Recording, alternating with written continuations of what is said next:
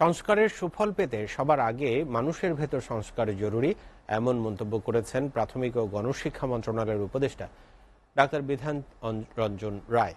ঢাকা বিশ্ববিদ্যালয়ে অনুষ্ঠিত এক সেমিনারে তিনি একথা বলেন।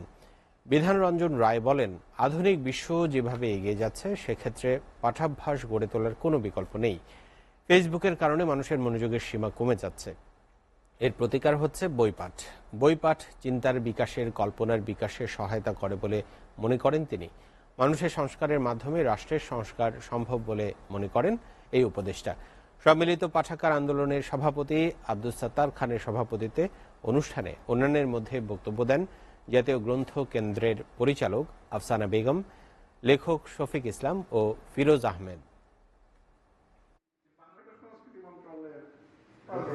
শুধুমাত্র আইনগত সংস্কার করে খুব বেশি অগ্রসর হওয়া যায় না।